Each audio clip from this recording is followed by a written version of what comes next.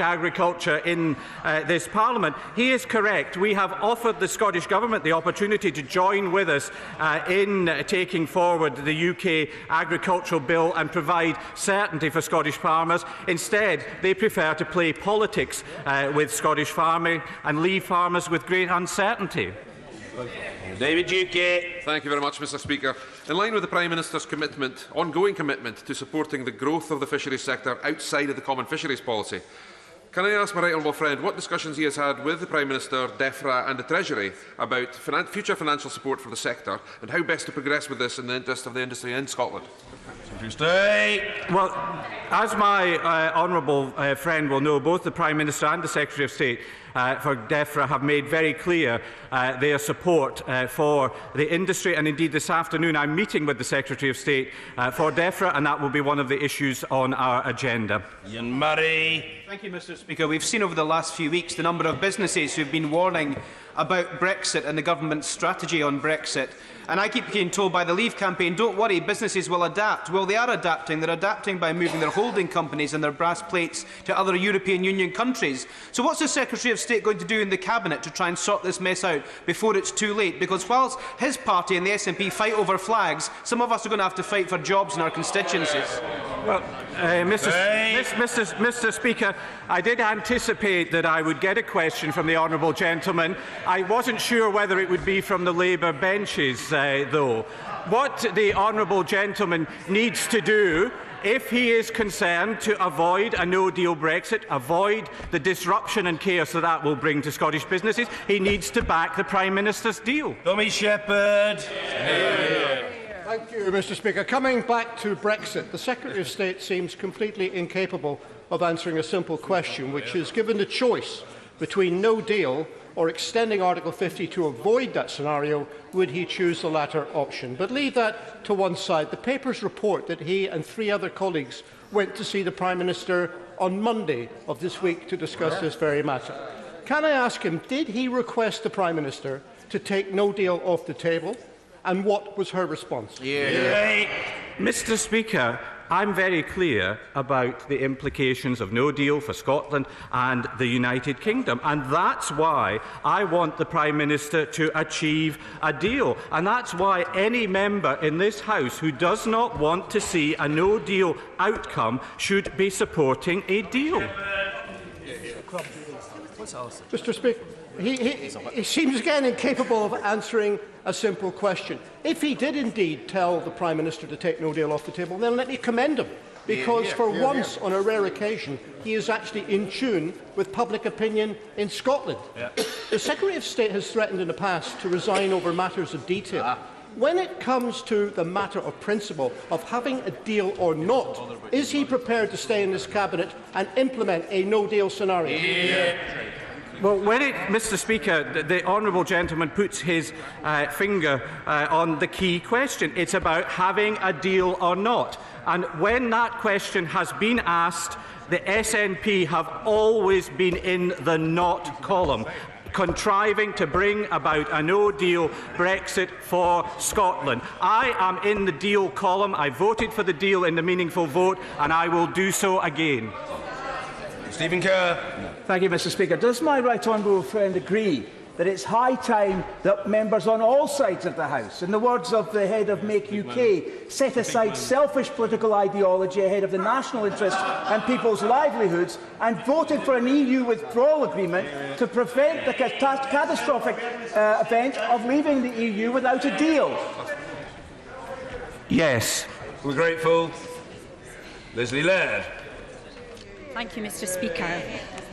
On the 12th of October 2016, when being questioned about the sweetheart deal the UK government struck with Nissan, the Secretary of State stood at this dispatch box and told the House that whatever support is put in place for businesses in the south of England will also apply to businesses in Scotland.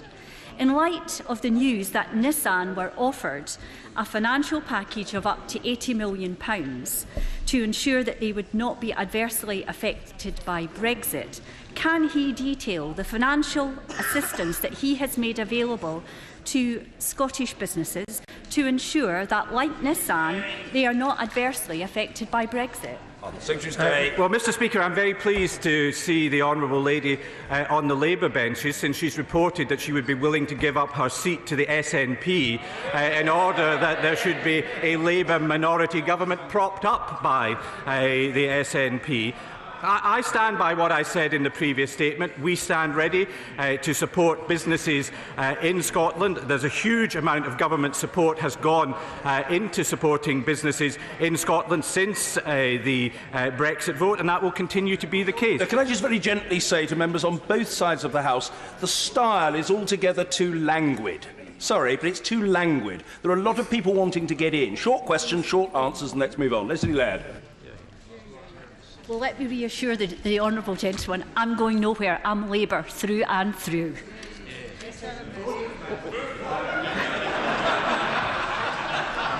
Well, you don't want to believe everything you read in the newspapers. Mr Speaker, recently Nissan, Honda, Jaguar Land Rover, Airbus, Sony, Panasonic, the FSB, the CBI and many others have said that this government's incompetence over Brexit is already meaning jobs being lost. Everyone here knows the Prime Minister's deal is dead. So, before he is going to let this circus continue, or is he going to pull his head out of the sand, take no deal off the table, because it's what business wants, it's what Parliament wants, and it's what the country wants? Hey. Mr Speaker, what the country wants is to have this sorted. They want to leave the EU with a deal, and the honourable lady and her colleagues should be supporting the Prime Minister in that endeavour. Drew Hendry. Question number 2, Mr Speaker. Mr Speaker, with permission, I'll answer questions 2 and 5 together. The Immigration and Social Security Coordination EU Withdrawal Bill will help us deliver the new single skills-based immigration system we want, one that maximises the benefits of immigration and demonstrates that Scotland and the UK are open for business. Drew Hendry.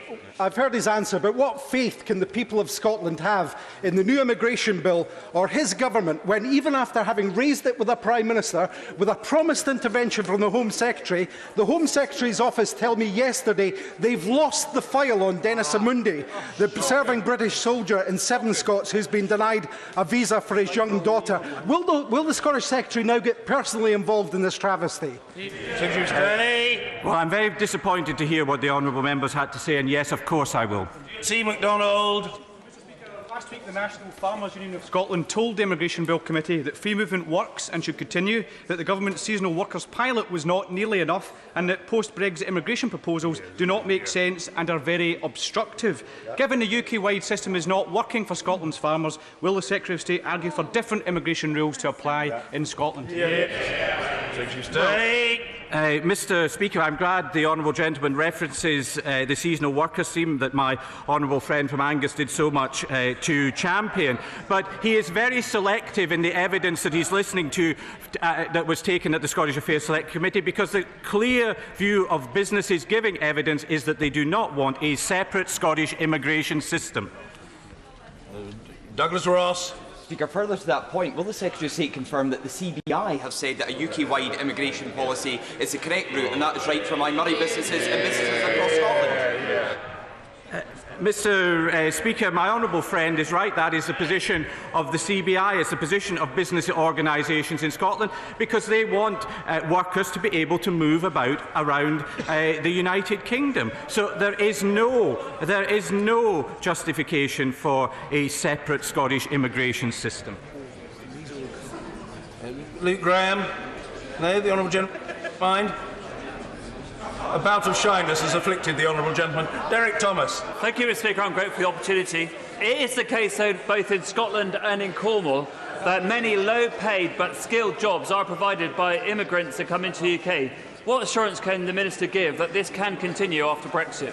The question is purely about Scotland. Yes, well, in relation to Scotland, Mr Speaker, the point that I make is that the immigration white paper is a consultation. It's a one-year consultation, and those businesses, such as those that he referenced, should take part in that and make the very point that he's made.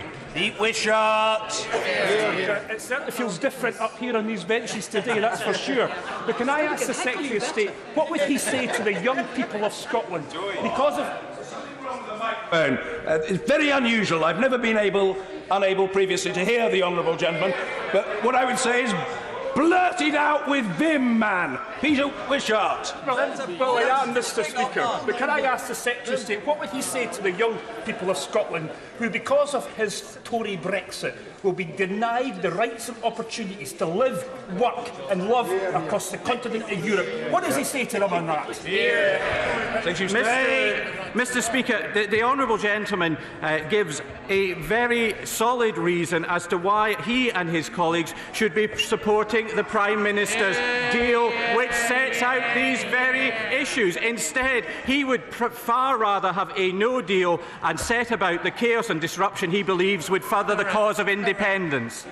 Kevin Foster. Thank you, Mr. Speaker. I must say, whilst my honourable friend for Totnes no longer sits on this side of the House, she still remains my honourable friend. But returning to the question, would the Secretary of State agree with me that the immigration bill must not include provision for Scotland to join the Schengen area, which would undermine the common travel area and potentially see a border with England? Mr. Speaker, of course there are those in this House who would like to see Scotland have a border with England, but not this government, and it will never do anything that would bring that about. Jardine. Thank you very much, Mr. Speaker. Would the Secretary of State for Scotland agree with me that Scotland needs more immigrants and it needs more workers? Would he therefore support lifting the ban on asylum seekers working when they come to this country? Mr. Speaker, asylum seekers are a clear category and dealt with under some very specific rules, but I do agree with the honourable lady's general proposition, and that's why I encourage her and others to engage with the consultation set out in the Immigration White Paper. Bill and the Immigration White Paper go hand in hand. The bill ends freedom of movement and the White Paper sets out the proposed immigration criteria once free movement ends. But the Secretary of State surely should be championing the pressing demographic and skills needs of Scotland at the Cabinet table. My first job in the shipyards after graduating paid £24,000. Many of my colleagues from across the EU and further afield earned similar amounts. But they brought great expertise to our industry. Indeed, given that the average salary in Scotland is around £23,000 and the average care worker in Scotland is paid £18,000, what is he going to do to ensure that this ridiculous arbitrary salary cap is consigned to the bin where it belongs? The honourable gentleman makes valid points, and they will all form, I am sure, part of the one-year consultation that is ongoing, and I certainly will be advocating those sort of points in that consultation. Question 3, Mr. Speaker. Minister Belstride. Thank you, Mr. Speaker. Growth deals lie right at the heart of the UK government's support for Scotland, which is why we have committed £1.3 billion to support the existing 7 city and growth deals, and we remain committed to the Borderlands Growth Deal. Thank you, Mr. Speaker. The Borderlands deal is a wonderful opportunity to help the economic growth across what we in the Borders consider a completely invisible line and not a border at all for practical purposes and day-to-day living. So can the Minister assure me, and it's lovely to have a Treasury Minister answering the question, that we are going to get full support from the Treasury to ensure that we have a really strong, well-built growth deal? Minister. Well, I can certainly reassure my honourable friend, as a Treasury Minister, that the Treasury remains firmly engaged with local partners, ensuring that we have the best possible deal for the Borderlands, including her part of the UK. Robert Halfon. Mr. Speaker, transport and healthcare policy both fall within the competence of the Scottish Government. Nevertheless, the UK Government remains open to discussing best practice with the devolved administrations. Robert Halfon. Thank you, Mr. Speaker. NHS car parking charges were scrapped in Scotland in 2008, saving patients, visitors and staff £35 million. Will my honourable friend work with the rest of the UK Government to scrap hospital car parking charges across the UK? Mr. Speaker, I'm sure that my colleagues in the Cabinet and with the relevant responsibilities will have heard my honourable friend's plea, and he has in the past on such matters been a very effective campaigner. Theresa May. Question number 6. Mr. Speaker. Thank you, Mr. Speaker. The UK promotes UK FDI throughout the world. In 2017, 76,000 new jobs were created in the UK as a consequence. 141 FDI projects in Scotland, creating around 4,000 jobs in Scotland. Will he agree that one of the reasons behind record levels of foreign direct investment into Scotland is its place in the United Kingdom, the most successful political union in history? Mr. Speaker, I would agree entirely with that. Scotland benefits enormously through being part of what is the world's 5th largest economy, one of the most dynamic and successful economies in the world. Sir Malcolm MacDonald. Thank you, Mr. Speaker. Does the Secretary agree with me that the First Minister has an important role to play in bringing foreign investment to Scotland, and that any criticism, including those from his own colleagues in Holyrood, border on the provincial to the ridiculous, unless, of course, they believe that the office of First Minister is a stay-at-home job? Well, of course, Mr. Speaker, the First Minister has a critical role in ensuring investment is channelled towards Scotland, but I don't believe that promoting Scottish independence is a way of attracting investment. Mr. Speaker, on the First Minister's recent trip to Canada, it was reported that she didn't mention Scotland's proudest export, Scotch whisky, once. Does the Minister agree with me that, in fact, the best way for the First Minister to secure more foreign direct investment into Scotland is to stop prancing around the world flogging independence? And what she should be doing is being back in the country that she is supposed to be leading. She should be reducing taxes, bettering our public services and making Scotland a lucrative place. My honourable friend is entirely right. Increasing investment in Scotland is not about promoting Scottish independence. It's about promoting Scottish products and business. We froze duty on whisky at the last budget. Whisky itself represents about 20% of all the food and drink sales from the United Kingdom, and we will stand behind that and other Scottish exports. Bill Grant. Question number 9, Mr. Speaker. Mr. Speaker, with permission, I'll answer question 9 and 11 together. As members of the Ministerial Covenant and Veterans Board, I work closely with the Secretary of State for Defence and the devolved administrations on the ambitious UK-wide veteran strategy encompassing devolved areas including housing, education and mental health to address the needs of veterans in all parts of the UK, including Scotland. Bill Grant. Thank you very much, Mr. Speaker. My right honourable friend will be aware that some veterans may sadly find themselves homeless. What engagement has he had with the Scottish Government or local authorities in Scotland to help resolve this matter? Mr. Speaker, my honourable friend will be aware that housing is a devolved area and the responsibility of the Scottish Government. However, the UK Government supports the Veterans Gateway, which among other things provides advice to veterans on housing and accommodation in Scotland and across the UK. Rhys Davies. Thank you, Mr. Speaker. Does my right honourable friend agree that the first ever UK-wide veterans strategy is a fantastic example of the significant amount of collaboration that occurs every day between the UK and the Scottish Government? Mr. Speaker, yes, indeed, I'm very happy to confirm that. And although we see a lot of politicking in this chamber and in Holyrood, the fact is that on a day-to-day basis, the Scottish Government, UK Government and indeed the Welsh Assembly Government can work productively together. Angela Crowley. Question 10, Mr. Speaker. Well done. Mr. Speaker, bank branch closures are commercial decisions. They are not for government. However, we do recognise the difficulties that they create, which, amongst other measures, is why we are committed to banking facilities within our post office network. Order. There are a lot of very noisy private conversations taking place. This is unsound on 2 counts. First of all, it's rather a discourtesy to a senior member of the government. Though he seems modest about it and unperturbed, I am not. And secondly, it means the House is deprived of the joy of listening to the Minister's mellifluous tones. So the Minister is welcome to continue at a suitable pace with his answer. Minister. Thank you very much indeed, Mr. Speaker. And I was just concluding by saying that we are fully committed to the 11,500 post offices up and down the United Kingdom, most of whom provide banking services. Mr. Speaker, Santander. Santander will be closing 15 branches across Scotland, including Lanark in my constituency.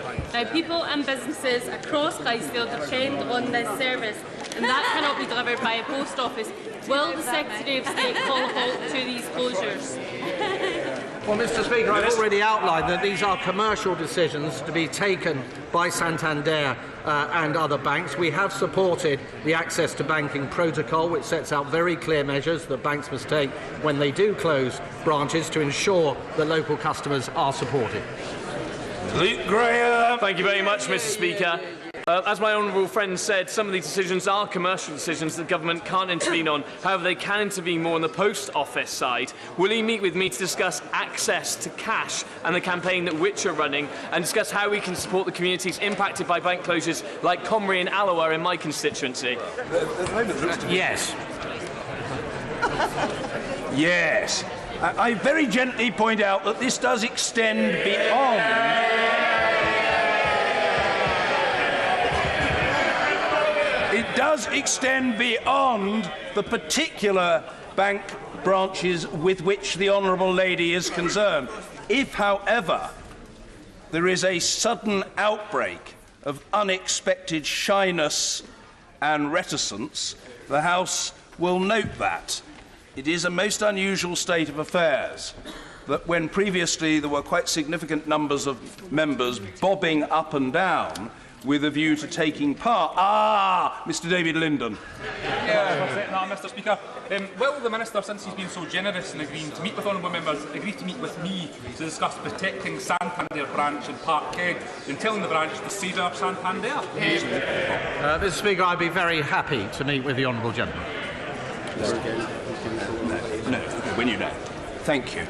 Well, we're grateful to the honourable gentleman and to the Minister for his characteristically pithy reply. We are much obliged to him for it. Order! Questions to the Prime Minister. Stephen Doughty. Question number 1, Mr. Speaker. The Prime Minister. Thank you, Mr. Speaker. And, Mr. Speaker, first of all, I'm sure that the whole House will want to join me in paying tribute to our former colleague, Paul Flynn. He was an outstanding parliamentarian, a tireless campaigner, and championed his constituency of Newport West and Wales with energy and enthusiasm for over 30 years. Paul spent the vast majority of his career as a backbencher and wrote a helpful guide in his book, Commons Knowledge, How to be a Backbencher, before being made Shadow Leader of the House and Shadow Secretary of State for Wales. But of course he will be remembered for one of the great parliamentary quotes when he left Labour's front bench in 2016. He said, "Our glorious leader, in an act of pioneering diversity, courageously decided to give opportunities for geriatrics on the front bench. And this was so successful that he decided to create opportunities for geriatrics on the back bench. I'm double blessed." Mr. Speaker, this morning I had meetings with ministerial colleagues and others. In addition to my duties in this House, I shall have further such meetings later today. Stephen Doughty. Thank you, Mr. Speaker. And can I add my tribute to those words of the Prime Minister for my former constituency neighbour, friend and Welsh Labour colleague, Paul Flynn. He was a remarkable man. He will go down as one of the great parliamentarians of the last 40 years and was an inspiration to many of us. He gave me once a copy of that book when I was a teenager, so he must have seen something in me, Mr. Speaker. So I'm rebellious, maybe not quite as rebellious as him, but Mr. Speaker, he was a great man and he will be missed by all of us. Mr. Speaker, in the midst of political crisis, it is ever more important that we put our country first. With thousands of jobs at risk and with our international reputation in question, will the Prime Minister now stop playing Russian roulette, rule out no deal, and put a deal back to the British people so they can have the final say? Prime Minister! Can I say to the honourable gentleman, first of all, as he knows, that there are two ways in which it's possible to ensure that we don't see no deal. But one is to stay in the European Union, which is not what the referendum result said, and the other is to agree a deal. And what I'm working on at the moment is taking the view of this House of Commons about the concerns of the backstop in the deal and working with Brussels to resolve that issue such that this House will be able to agree a deal. Theresa Villiers. Mr Speaker, this afternoon this House will debate anti-Semitism. And with that in mind, I quote from the statement of the Honourable Member for Enfield North, who explained Labour inactivity on this issue as that given a choice between the support of anti-Semites and ridding Labour of Jew hate, they have decided to side with anti-Semites. In the light of that, will the Prime Minister join me in urging Labour to rid their party of this scourge once and for all? Prime Minister! Can I say to my right honourable friend that I think this is a very important issue that everybody in this House should take seriously. I never thought I would see the day when Jewish people in this country were concerned about their future in this country, and I never thought I would see the day when a once proud Labour Party was accused of institutional anti-Semitism by a former member of that party. And it is incumbent on all of us in this House to ensure that we act against anti-Semitism wherever and however it occurs. It is racism, and we should act against it. Jeremy Corbyn. Thank you, Mr Speaker. Could I start by joining what you said on Monday in paying tribute to my friend and yours, Paul Flynn. He served in this House for over 30 years as member for Newport West. He was courageous, he was warm, he was witty. And as the Prime Minister pointed out, when he served briefly on the Shadow front bench, he came to the first Shadow Cabinet meeting and welcomed to me my diversity project to promote octogenarians to the Shadow Cabinet. His book on how to become an MP is absolutely a must-read. He was respected all across this House, and I think we're all going to miss his contributions and his wit and his wisdom. Our deepest condolences to his wife Sam and all of his family and all of his much wider family all across Newport and all across Wales. He was a truly wonderful man and a great and dear friend. I also hope, Mr Speaker, that the House will join me in paying tribute to Baroness Falkender, who died earlier this month, and sending our condolences to her friends and family. When Marcia served with distinction as Political Secretary to Harold Wilson, she was subjected to a long campaign of misogynistic smear and innuendo, and I think she suffered a great deal as a result of it. And we should remember the great work she did as Political Secretary to Harold Wilson. The Prime Minister responded just now to a question on anti-Semitism. I'd simply say this. Anti-Semitism has no place whatsoever in any of our political parties, in our life, in our society. Mr Ellis, be quiet now and for the rest of the session. You used to practice as a barrister. You didn't make those sorts of harumphing noises in the courts, or if you did, no wonder you no longer practice there. Jeremy Corbyn. As I was saying, Mr Speaker, it has no place whatsoever in our society or in any of our political parties, and my own political party takes the strongest action to deal with anti-Semitism wherever it rears its head. Mr Speaker, last week an EU official said the UK government was only pretending to negotiate, adding there was nothing on the table from the British side. So with just 37 days to go, can the Prime Minister be clear what will she actually be proposing today when she travels to Brussels? Yeah. Prime Minister. Well, first of all, of course, there are a number of meetings taking place in Brussels. My right honourable friend, the Brexit Secretary and the Attorney General were in Brussels earlier this week and had a constructive and positive meeting with officials in the European Commission on the issue of alternative arrangements and work on alternative arrangements. The issue that I'm taking to Brussels is the one I've been speaking to EU leaders about over the last few days, and that is the concern that was expressed in this House of ensuring that we could not find ourselves in the current backstop indefinitely. There are a number of ways that I've identified on a number of occasions at this dispatch box to deal with that. I've referenced the work on alternative arrangements. There is also the options of an end date or a unilateral exit mechanism, legal work, What matters in all of this is legally binding changes that ensure that we address the concern that has been raised by this House. That is what I will be discussing with the European Commission and will continue to discuss with them and European Union leaders.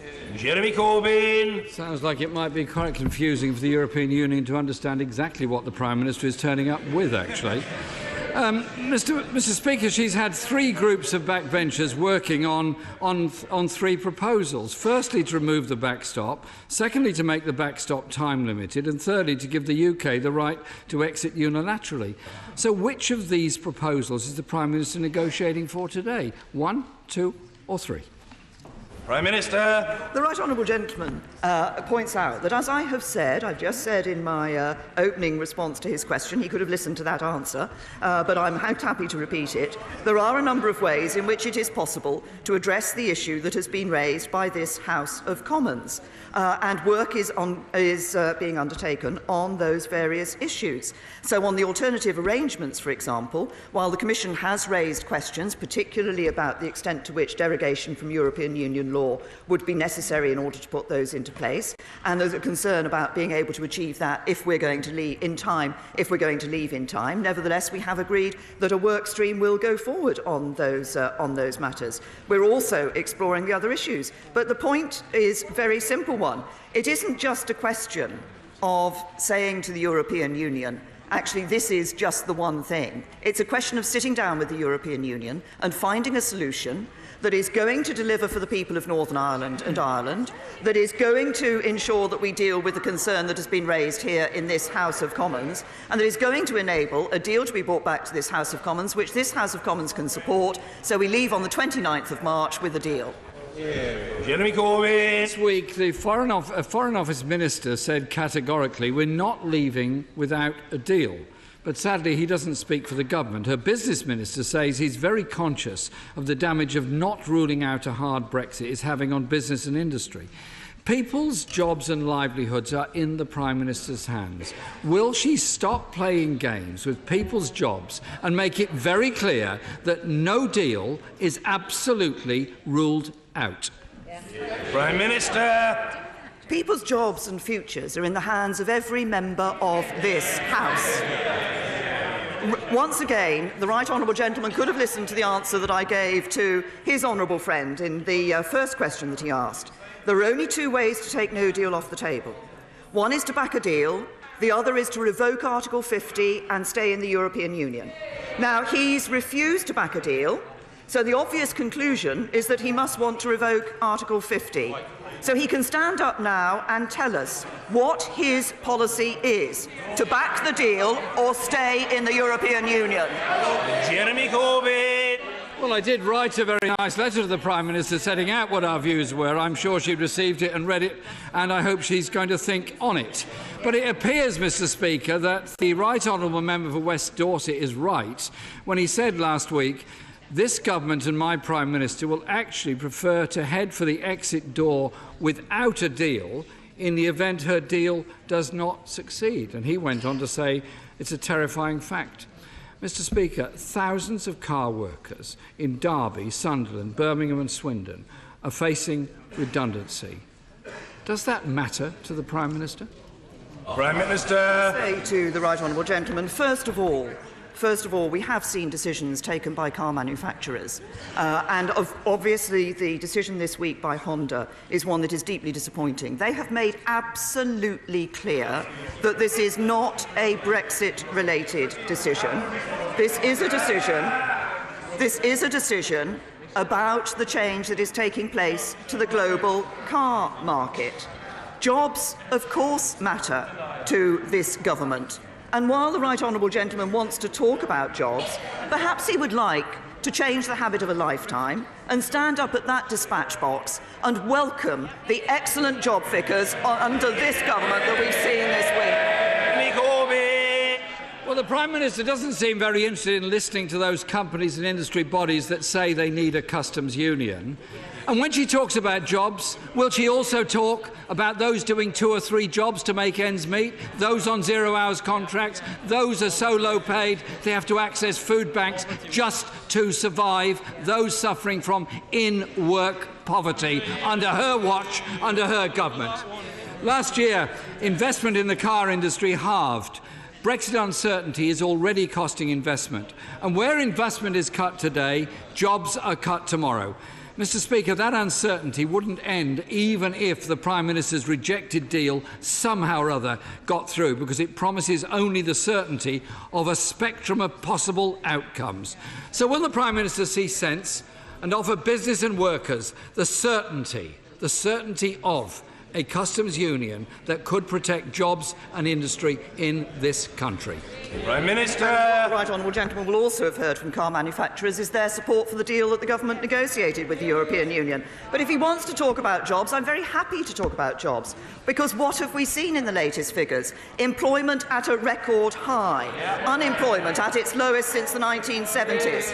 96% of the increase in employment in the last year has come from full-time work. Youth unemployment has almost halved since 2010, and female employment is at a record high. But what did... Oh, it's all very well shouting from the front bench. Let's look at what record we saw under the Labour Party in government. Order, Mr Lavery. Calm yourself. You have applied to be a statesman, but there is an apprenticeship, and you have to undergo it, and it is not assisted by that sort of sedentary ranting. Jeremy Corbyn. I beg your pardon, the Prime Minister is continuing her answer. Mr Speaker, so let's look at the record that the Labour Party had in government in terms of employment. Unemployment rose by nearly 500,000 under the Labour Party. Female employment rose by 26%. Female unemployment rose by 26%. Youth unemployment rose by 44%. And the number of households where no one had ever worked nearly doubled. That is a record of a Labour government where the working people pay the price of labour. And, Mr Speaker, child poverty halved under the Labour government. We invested in Sure Start in children's centres. We invested in a future for young people. She should get out a bit more and hear the anger of so many young people around this country at what they are suffering from now under her government, under her watch. The chair, Mr Speaker, of the manufacturers' organisation Make UK said yesterday, "I'm saddened by the way that some of our politicians have put selfish political ideology ahead..." You should hear the rest of it first. Ahead of the national interest and people's livelihoods, and left us facing the catastrophic prospect of leaving the EU next month with no deal. The Society of Motor Manufacturers and Traders, Food and Drink Federation, National Farmers Union and the CBI all want a disastrous no deal ruled out. Along with the TUC, many also support the UK being in a permanent customs union. A little over a month ago, and this government has failed to put the country first. The crisis of jobs going, industries under threat, and the Prime Minister indulges in what our own business minister calls fanciful nonsense. When is she going to put the interests of the people of this country before the interests of the Conservative Party? Prime Minister. To the right honourable gentleman, can I say to the right honourable gentleman, he has consistently put his party political interest ahead of the national interest. He has. We can take no deal off the table by agreeing a deal. Yet at every stage he has acted to frustrate a deal. He has acted to make no deal more likely. But that's not surprising from this Labour Party, because what do we see from his Labour Party? Hamas and Hezbollah friends, Israel and the United States enemies, Hatton a hero, Churchill a villain. Attlee and Bevan will be spinning in their grave. That's what the right honourable gentleman has done to a once proud Labour Party. We will never let him do it to our country.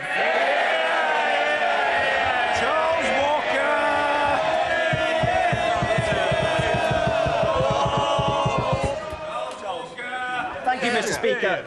My right honourable friend will know from Shelter that many people in receipt of benefits are blocked from renting in the private sector. These people are often carers or have a disability. I know Number 10 is working with Shelter to resolve this problem. Will the Prime Minister give all her officials her support to resolve this pressing issue. Prime Minister! Say to my honourable friend, he's absolutely right to raise this issue. We are working with Shelter on it. I do urge that work to go ahead and to be to a fruitful conclusion. Can I also say to my honourable friend that actually this is an issue that one of my local councillors, Stuart Carroll, has raised with me, and I know he has come in to work with Number 10 as well on this issue. It's an important issue. We're working on it, and we look to find a satisfactory resolution of it soon. Ian Blackford. Thank you, Mr. Speaker. Can I associate myself with the remarks of the Prime Minister and the Leader of the Opposition for the sad death of Paul Flynn? He will be missed by many, and thoughts and prayers are with Sam and his family. He was a unique and a truly gifted parliamentarian. It was a pleasure to serve on a committee with him. It was a pleasure to have known him. Mr. Speaker, Westminster is broken. We are in the middle of a constitutional crisis on the brink of a Brexit disaster. And yet, this place is at war with itself. The Tories and the Labour Party are imploding. Scotland deserves better. We need a way out. Time is running out. Will this House get to vote on the Prime Minister's Brexit deal next week? And if not, when? Prime Minister! To the right honourable gentleman. Obviously, we're in these discussions with the European Union, and we will bring a vote back to this House when it is possible to bring a vote back to bring a deal back that deals with the issue that the House of Commons has raised. We've listened to the House of Commons. We're working on the views of the House of Commons with the European Union, and we'll bring a vote back when it's the right time to do so. Ian Blackford. Mr. Speaker, quite simply, that is not good enough. Time is running out. 3,500 jobs lost from Honda. The NFU says a no-deal Brexit is the stuff of nightmares. 100,000 jobs in Scotland under threat. Prime Minister, you are bringing the UK economy to its knees. How many warnings? How many jobs? How many resignations will it take the Prime Minister to stop this madness? If you don't act, Prime Minister, Scotland will. Prime Minister! Can I say to the right honourable gentleman, we see debt down, deficit down, jobs up, taxes down. Oh, taxes down. Not in Scotland, of course, where the SNP are putting taxes up. And if he says it's not good enough, I'll tell him what's not good enough. It's an SNP that wants to take Scotland out of the United Kingdom, knowing full well that being a member of the United Kingdom is worth £1,400 every year for each person in Scotland. He talks about damaging the economy. The only people who are going to damage the economy in Scotland are sitting on the SNP benches. Leo Doherty. Thank you very much, Mr. Speaker. Will my right honourable friend, the Prime Minister, join me in thanking the Home Secretary for making it very clear that those who join or support terrorist organisations abroad do not deserve British citizenship, and that this government is not a soft touch for terrorists? Well, can I say to Minister? I think it is an important message for us to give, that we're very clear that we will take action against those who are involved in terrorism. Obviously, the question of deprivation is one that each Home Secretary deals with on a number of occasions. I've dealt with deprivation cases myself. There's a very clear set of criteria on which the Home Secretary considers that matter. But the overall point my honourable friend makes is absolutely right, which is how important it is for this government and this country to make very clear that we will take action against those who are involved in terrorism. Eleanor Smith. Thank you, Mr. Speaker. Before I go into my question, could I just say about Paul Flynn, a colleague? I went to Bangladesh with him and him and his wife, and it was absolutely lovely. He's a very nice person who surely will be missed. Can I give my condolence to his wife, Sam, and hopefully she'll get in contact with me as soon as we can. Thank you. Right. Prime Minister.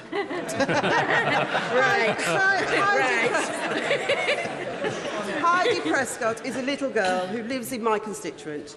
She was born with a rare muscular wasting spinal disease called spinal muscular atrophy. She is 10 years old and her condition is worsening. Heidi is now losing the ability to walk and is spending most of her time in a wheelchair. There is a treatment which could help Heidi to slow down the deterioration and prolong her life. It's called Spinraza. It's not available in England, but will be in Scotland in April 2019. Can I ask the Prime Minister, why can't this treatment be accessible to my constituent, Heidi, and other children in England with this disease? Prime Minister. To the honourable lady, obviously she's raised a particular case about Heidi, her constituent, and obviously I'm sorry to hear that Heidi is in these circumstances. The question of the drugs that are available and the treatments that are available, obviously we do have a robust independent process through the NICE reviews to look at new medicines that are possible, and this is the case with Spinraza.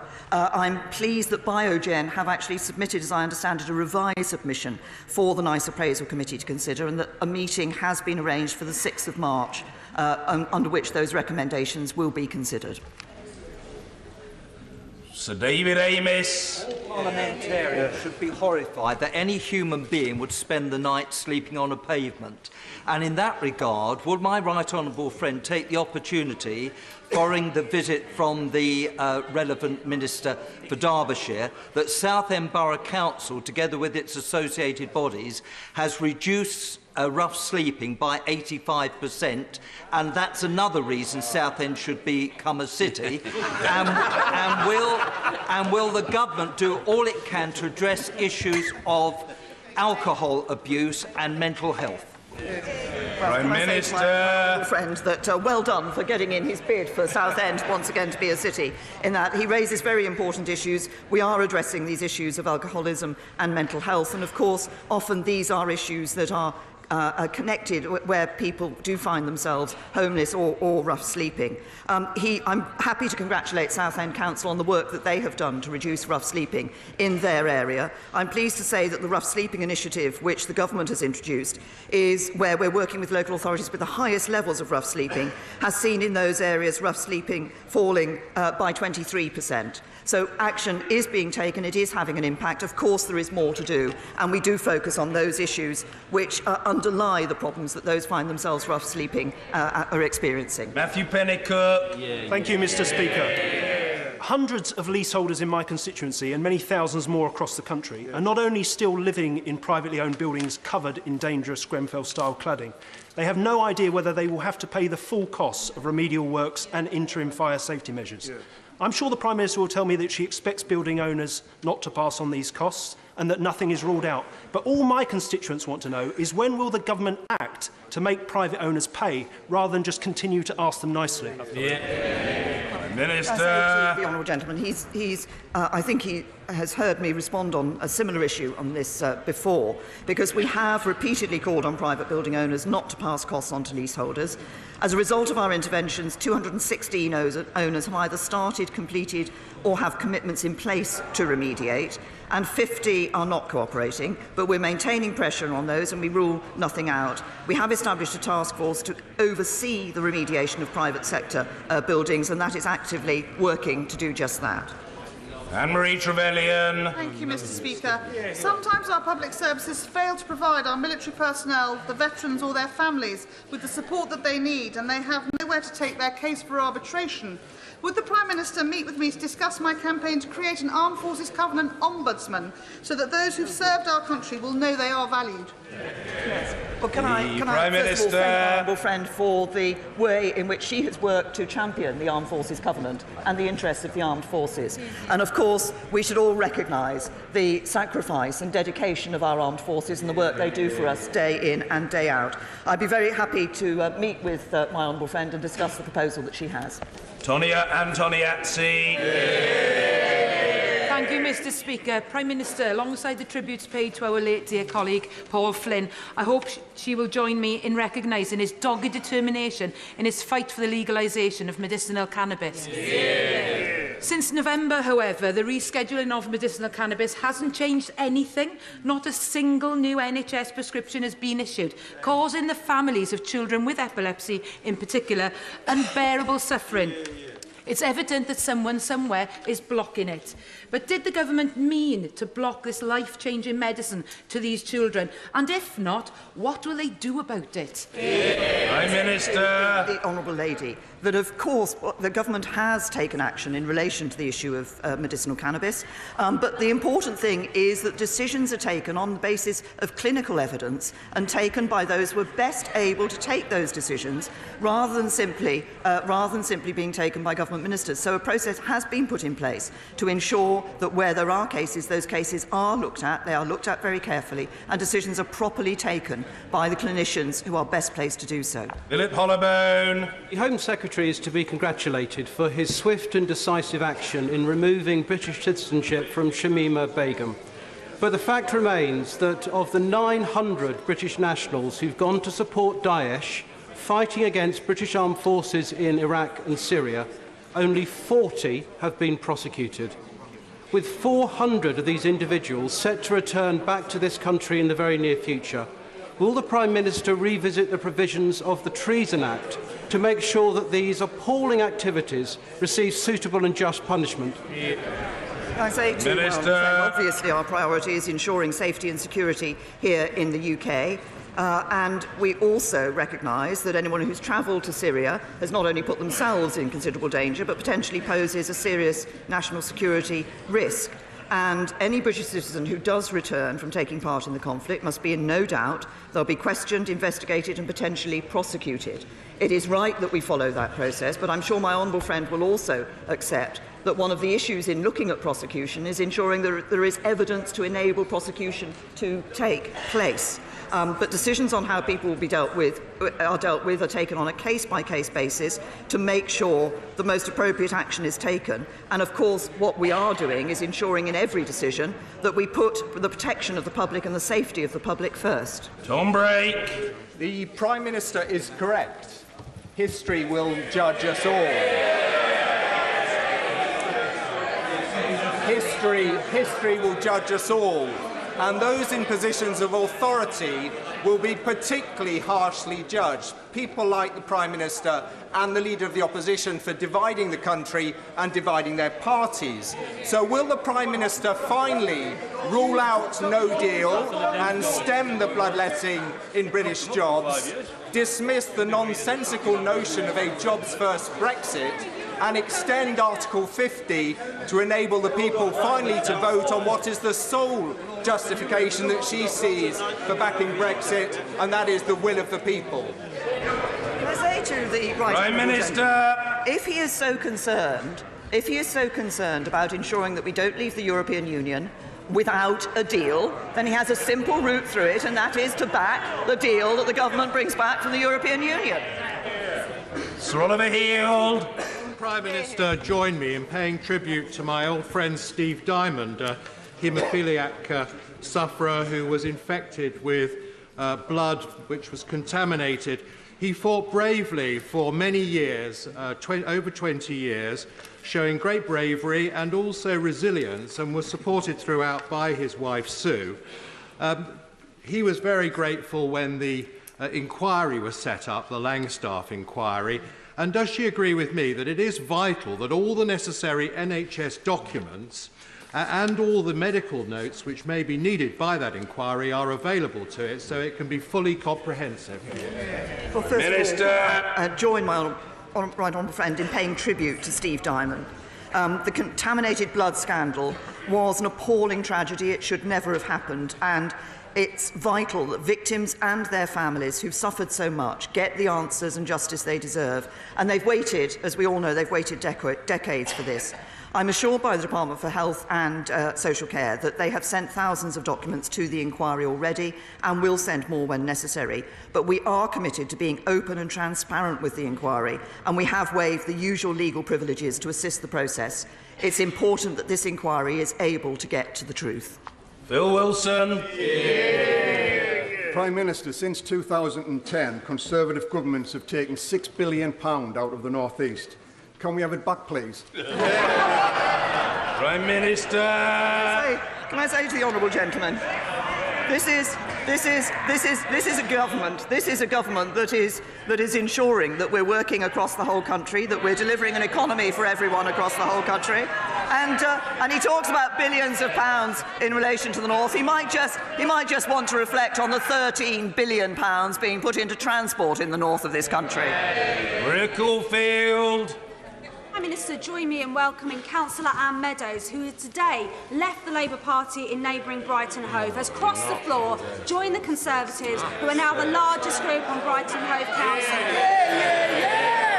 And the reason Councillor Meadows has left the Labour Party is because of the rise of anti-Semitism and bullying that she and her colleagues have experienced under Momentum activists, so much so that only 7 of the 23 councillors there will be restanding in May. Does the Prime Minister agree that now anti-Semitism is rife throughout the whole of the Labour Party? Minister! Can I first of all agree with my honourable friend? As she says, a long-serving Labour councillor, Anne Meadows, in Brighton and Hove, has today chosen to leave Jeremy Corbyn's Labour Party and join the Conservatives. And that's due to the bullying and anti-Semitism she has received from Momentum and the hard left. And that's the harsh reality that decent, moderate Labour councillors are having to face every day due to Jeremy Corbyn's failure to stand up to bullying and racism in his party. And we welcome her with open arms into the Conservative Party. I'm sure she will be an excellent Conservative councillor. Rosie Duffield. Thank you, Mr. Speaker. I have a constituent who is left doubly incontinent following a serious and very violent sexual assault. She previously had a lifetime award of disability living allowance. However, recent PIP assessments have concluded that she is not entitled to DLA or the mobility components of PIP, despite this extremely difficult condition dominating every aspect of her daily life. Will the Prime Minister please ask the Secretary of State to look urgently at the DWP's failure to recognise the impact of this very serious condition? Prime Minister. Recognise that I'm not able to respond to the individual details of the case at the dispatch box, but I will ensure that the Department for Work and Pensions and the relevant minister looks at that case and responds to the honourable lady. David Tredinnick. Improving mental health care has rightly become a priority for the government. But can my right honourable friend, the Prime Minister, tell us, is the government doing anything to improve the situation concerning mental health for NHS staff who are hard-pressed and deserve support? Well, Minister raises an important point because obviously our dedicated NHS staff day in and day out are delivering unwavering commitment and caring for us all. And obviously it is necessary that we ensure that their mental health is looked after. We're setting up a dedicated mental health support service which will offer NHS staff confidential advice and support 24 hours a day. It'll be staffed by qualified professionals who have had training in situations that are unique to the National Health Service and will ensure that mental health referrals from either a GP or an occupational health clinician for NHS employees are fast-tracked. It's right that the mental and physical well-being is at forefront of our health service. It's right that we are taking this action to support our dedicated NHS staff. Caroline Lucas. Thank you, Mr. Speaker. The Local Government Association has identified a potential £1.6 billion deficit for special needs education, but the government's responded with a paltry £350 million. So as a result, head teachers in my Brighton constituency are literally having sleepless nights. Vital reading programmes for children with SEN are being cut, crucial support staff are being lost. So instead of repeating her usual line on schools funding, will she agree to meet a delegation of head teachers from Brighton so she can hear direct from them about the real pain that's being caused? Can I say to the honourable lady, first of all, I'm sure the honourable lady will look forward to working well with the largest group on Brighton and Hove Council now, the Conservative group on Brighton and Hove Council. She raises this issue about education funding. She refers to answers I've given in the past, because we have been putting more funding into education. We have been doing that in a number of ways. We have announced extra support, as she said, for children with complex special educational needs, and that's building on the £6 billion which is in place for that this year, the highest level on record. The Honourable Lady says it's not enough, but it is the highest level on record, and we are also putting money into new school places and better facilities for children with special educational needs. Robert Goodwill. Thank you. Communities up and down the country are installing defibrillators. The village of Brompton in my constituency has one in a former telephone box, a stone's throw away from the main road, but not directly visible from it. Does the Prime Minister think it would be a good idea if we had a nationally approved defibrillator road sign so that these life-saving devices could be quickly accessed in the event of an emergency? Prime Minister. Can I commend the action being taken in my right honourable friend's constituency? I see the same action being taken in my constituency of people ensuring that defibrillators are available. He's raised a very interesting point, and I'll ask the Department of Transport to look at it seriously. Lyndon. Thank you very much, Mr. Speaker. Recent research from the charity Bliss shows that 2/3 of dads have to return to work whilst their premature or sick babies are still in the neonatal intensive care unit. So if the Prime Minister thinks this is unjust, will she work with me to ensure that we change employment law and make sure that the dads and parents of premature babies like myself get the support they need to support their families? Minister. Can I say to the gentleman, obviously, I know this is an issue that's close to the heart of many members, but particularly close to the heart of the honourable gentleman. And I know that he has met with ministers to discuss this issue last year. Officials in Bays are undertaking what is a short, focused internal review of provisions for parents of premature, sick and multiple babies to obtain an understanding of the barriers to participating in the labour market.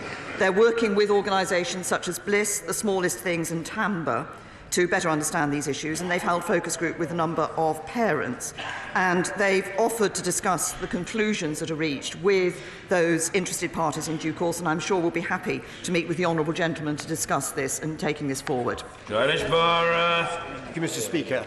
The Prime Minister will be aware that the British Army has engaged in a recruitment campaign in Commonwealth countries. However, it is the case that only after soldiers have signed up for minimum 4-year contracts do they find out that they are not allowed to bring their children to this country. Given that these are brave women and men who are prepared to put their lives on the line for us and our country, I hope the Prime Minister will agree with me that this is something that needs to be looked into urgently. Will she therefore kindly agree to meet with me and others concerned to see how this matter can be progressed? Minister. My right honourable friend, that the issue, I'm aware of the issue that he has raised. I'm told by the Ministry of Defence that they do make sure that information is available to individuals about what their situation will be. But I know that this is a matter that obviously crosses, it's not just of concern to the Ministry of Defence. Obviously, the issue of the immigration rules rests with the Home Office as well. And I will certainly meet with my right honourable friend and discuss this issue. Cunningham. Thank you, Mr. Speaker. 70% of flights are taken by 15% of the population, yet the Tees Mayor has just spent up to £90 million of taxpayers' money buying an airport when most people across the area can't get a bus home after 6:30 at night. Could you help them out? Prime Minister. Can I say to the honourable gentleman, I recognise the importance of buses to our communities. We've been spending £250 million every year to keep fares down and maintain an extensive network. And the honourable gentleman might like to know that actually since 2010 we've seen 10,000 new routes across the North and the Midlands, and live local bus services registered have increased 15% in just the last 2 years. Roger Gale. Speaker, Paul Flynn was in his time a valued member of the United Kingdom delegation to the Parliamentary Assembly of the Council of Europe. And I know that colleagues on both sides of the House who serve on that body would like to join others in expressing our condolences to his family.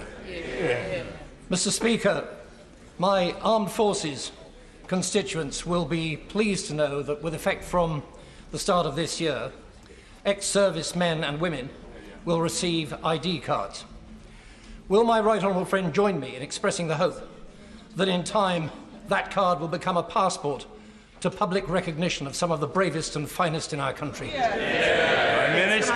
To my honourable friend, we owe a huge debt of gratitude to the ex-forces community, and we are working hard, as he's indicated, to ensure that they receive the support that they deserve. As he says, any personnel who left the military since December 2018 will automatically be given one of these new ID cards, which will allow them to maintain a tangible link to their career and in the forces. But as my right honourable friend, the Minister for Defence People and Veterans, said, these new cards celebrate the great commitment and dedication of those who have served this country.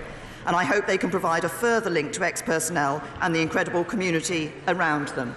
And I hope they will, as my honourable friend says, be a sign of the incredible valour that those ex-servicemen and women have shown. Angela Eagle. Thank you, Mr. Speaker. In 2017, during the election, we learned what the Prime Minister's definition of strong and stable was. As our automotive industry disintegrates before our eyes, as investment is put on hold, as growth slows, are we now learning what the Prime Minister's definition of smooth and orderly Brexit is? Prime Minister. To the honourable lady, as I say to every member of this House, there will come a further point in this chamber when every member will have a decision to take as to whether we want to ensure that we deliver on the vote of the referendum, on which most members of this House stood on a manifesto to do that, and to do that by leaving the EU with a deal. That will be a decision for all members of this House. I know where I stand. I believe we should be leaving with a deal. I hope the honourable lady agrees. Thank you. Order.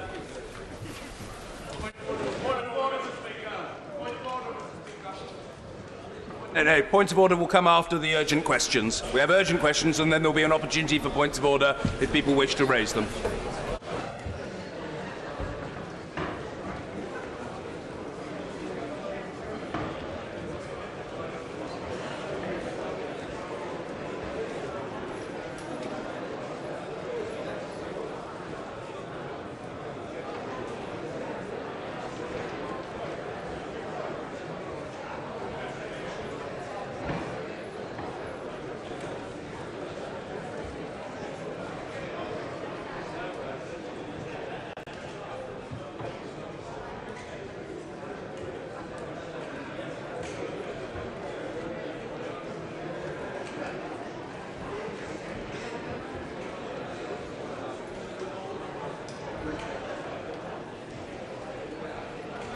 Order.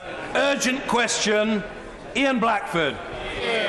Thank you, Mr. Speaker. To ask the Prime Minister to make a statement on the economic impact of her government's proposed deal for the UK exiting the EU.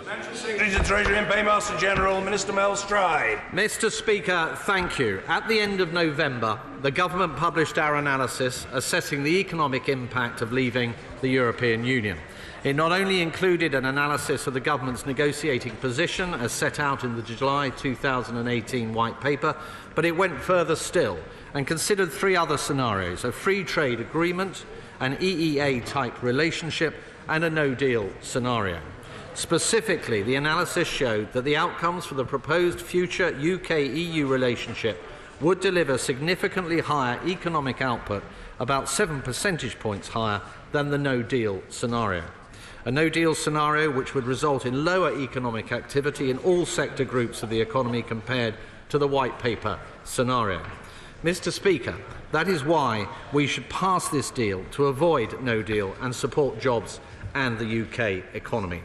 In publishing this work, the government delivered on its commitment to provide an appropriate level of analysis to Parliament. In addition, this House has had plenty of opportunity to debate both the analysis and the deal that is on the table. As the Prime Minister has said, we will bring a revised deal back to this House for a second meaningful vote as soon as we possibly can. In the meantime, Mr. Speaker, it is right that the government is afforded the flexibility and space to continue our negotiations. This is because the agreement of the political declaration will be followed by negotiations on the legal text. The UK and the EU recognise that this means there could be a spectrum of different outcomes. Mr. Speaker, We need to approach these negotiations with as much strength as possible. The focus must now be on the future, planning and prioritising that which matters. Mr. Speaker, let me remind the House we will have an implementation period, a new close relationship with the EU, and crucially the ability to strike trade deals around the world, bringing back control over our money, borders and laws to mould a prosperous and ambitious new path for our country and on our terms. No matter what approach we take, the UK economy will continue to be strong and grow into the future. Ian Blackford. Aye. Thank you, Mr. Speaker. I have to say, with respect to the Minister, and of course this was a question to the Prime Minister, and it's the Prime Minister that should be answering. This is a matter of the utmost importance, because this House is going to be asked to vote on the Prime Minister's deal. And the specific question that was asked is the economic analysis that this government has done on its deal. And it's quite clear from the answer that the Minister has just given that the government has done no analysis on this deal. And the most important matter that arguably that this House has voted on since the Second World War, we don't have an economic impact statement from this government. Mr. Speaker, that is once again this Conservative government treating this House, treating the United Kingdom with contempt. And it's a disgrace that the government has continued to duck and dive its responsibilities. Mr. Speaker, economists are clear. The PM's deal is set to hit GDP, the public finances and living standards. Analysis published by the LSE estimates the Brexit deal could reduce UK GDP per capita by between 1.9 and 5.5% over 10 years, compared to remaining in the EU. The National Institute of Economic and Social Research have warned if the government's proposed Brexit deal is implemented, then GDP in the longer term will be around 4% lower than it would have been if we stayed in the EU. The Bank of England analysis states that the government's deal will raise unemployment by 4% and inflation by 2%. Mr. Speaker, the Prime Minister is running feart of the truth, with her government refusing to admit the damage that her deal will do. The government cannot claim that its November document covers its deal. Let's look at the facts. Page 17 of the Treasury analysis looked at the modelled average free trade agreement, and it states, as such, it does not seek to define or model a bespoke agreement. But, Mr. Speaker, the Prime Minister tells us she has a bespoke deal. The Treasury analysis continues. This scenario is not indicative of government policy, as it would not meet UK objectives, including avoiding a hard border in Northern Ireland. There we have it, in black and white. The Treasury analysis conducted last year does not account for the Prime Minister's deal. So I say to the government, where is the analysis? MPs continue to be expected to vote on the proposed deal without the government explaining the economic consequences, the height of their responsibility. Mr. Speaker, this deal would be a disaster for Scotland, taking us out of the EU single market and customs union. We know that up to 100,000 jobs in Scotland are under threat.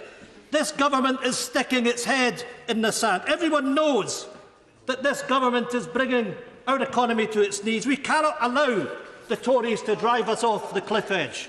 No government can be allowed to bring forward a vote on such a significant matter without an economic assessment. It must be published.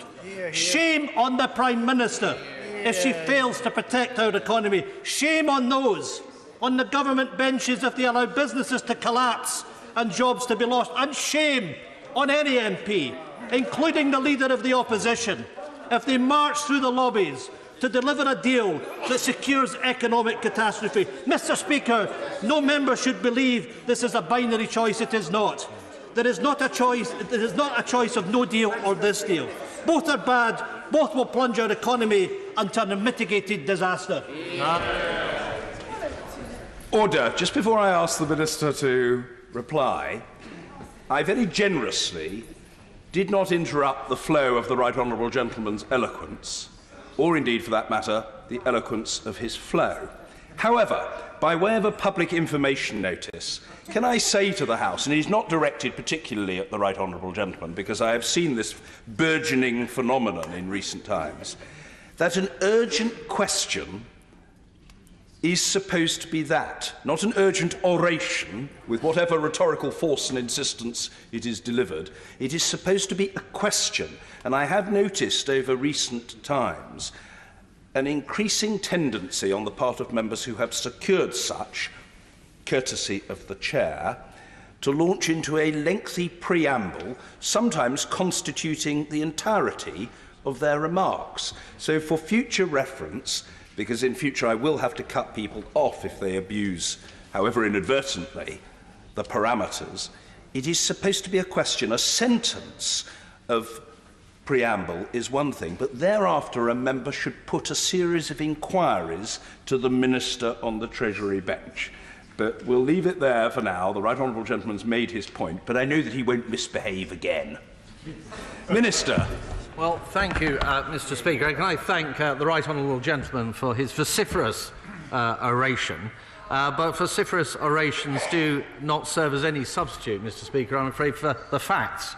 And I need to remind the right honourable gentleman of some of the facts in respect of the points that he made. He says, Mr. Speaker, that we have made no analysis of the impact of these arrangements on the United Kingdom economy, and that is simply not the case. The information that we have come forward with is a very robust analysis of the future outcomes of the 4 different scenarios which we consider in that analysis. He levels the charge, Mr. Speaker, that we are treating the United Kingdom in some way with contempt. That is certainly not the case. This House has been very deeply preoccupied with the matters of Brexit and the nature of the way in which we may exit the European Union, and indeed the Prime Minister has set out that there will be further debate this time next week, to be followed in the event that we haven't passed a meaningful vote with another amendable motion before this House. The right honourable gentleman also says that the deal, as he terms it, would have a negative impact on the UK economy. Well, what the analysis clearly shows is that under every single scenario that it analyses, it is better to have this deal than no deal or any of the alternatives. And finally, Mr. Speaker, he made the observation that, or decried the fact that we had not put forward a bespoke deal for analysis within our analysis, and that really, Mr. Speaker, is to illustrate the lack of understanding that the right honourable gentleman has as to what the future political declaration is all about, which is a range of possible outcomes, and that is entirely what this analysis models. Mr. Kenneth Clark. Perfectly obvious to all those involved in the negotiations, both the British negotiators and the EU negotiations, that if Britain were to leave the EU with no deal, it would be disastrous for the British economy in the medium to long term, and extremely damaging to the economies of many EU countries, particularly those the nearest to the UK. So will the Minister accept that it is rather silly to think that it's useful in these negotiations to take up the simplistic view that we have to pretend that we're threatening to leave with no deal in order to improve our bargaining position? Will he reassure me that the negotiations are proceeding on the basis that both sides know they don't want no deal, and they're therefore trying to limit the damaging consequences of risking that? And really what we should pursue is retaining the benefits of the customs union, the benefits of the single market, and the continued free trade with our largest customer in the world, as it's always going to be, which is being urged upon us by every industrial leader in this country. Well, my right honourable and learned friend, Mr. Speaker, is entirely right that a no deal would be a very unsatisfactory outcome. But of course what the House will appreciate is that the only way of avoiding a no deal is to secure a deal, and that is why the Prime Minister will be shortly returning to Brussels to have further discussions with the EU Commission and Jean-Claude Juncker in pursuit of a deal. Jonathan Reynolds. Speaker, for over 2 years, businesses and trade unions have called for clarity about the government's Brexit deal. And for 2 years, there's been nothing but delay and a total lack of clarity. What's been clear, though, from the wide range of independent analysis that we've received, is that the government's Brexit deal is not good news for our economy. Even the government's own modelling said that the economy would be nearly 4% smaller if the government's deal went ahead, equivalent to £83 billion if it happened today. So it's no surprise that the Prime Minister's deal has struggled to command any widespread support, leading to the largest ever defeat in the House of Commons. And the climate of uncertainty created by the government's Brexit blundering, especially the refusal to take no deal off the table, first of all led to businesses delaying investment decisions, but now decisions are being taken, but as a result of that uncertainty and insecurity, the decisions are to cut jobs and to cut investment. And the result, as the Governor of the Bank of England has told us last month, business investment in 2018 fell by 3.7% in year-on-year terms. So let's go through some of those decisions. Jaguar Land Rover has cut 4,500 jobs. Ford has cut 1,000 jobs in Bridgend. Honda's Swindon closure, not supposedly related to Brexit, will mean 3,500 people lose their employment. And in financial services, HSBC has announced it will move 7 offices from London to Paris in 2019. Deutsche Bank has said it is considering moving 75% of its balance sheet from London to Frankfurt. But this isn't just about Brexit. It's about how the government has failed to produce an economic plan that tackles our productivity crisis and increases investment for the long term. It's a government putting our economy at risk through failed management and failing to secure a Brexit deal that would protect jobs and the economy. So can I ask the Financial Secretary? Firstly, what has happened to the promise of frictionless trade? Secondly, where is the detail businesses need about the promised customs arrangements? Thirdly, can the government tell us at all what is the mysterious technology that will facilitate the government's proposed customs arrangements? Why has the government failed to even mention in the future partnership agreement the issue of intellectual property restrictions? And can the government confirm there's been a dilution of protection for road hauliers and passenger transport operators from the earlier Chequers commitments? Mr. Speaker, it is the role of the government's Treasury team, above all others, to stand up to protect our economy. It is as though the Chancellor has simply gone missing. But the government has run out of time. We cannot wait any longer for the answers we need, and the country cannot wait any longer for the answers it deserves. Well,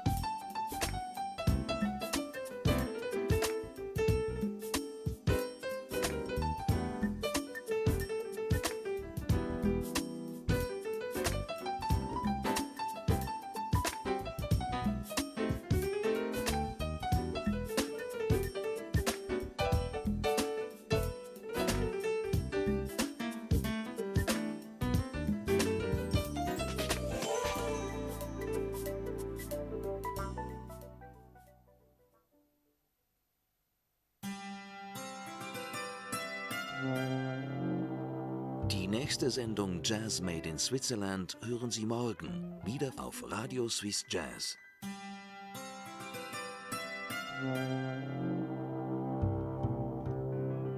Rendez-vous demain pour la prochaine session Jazz Made in Switzerland.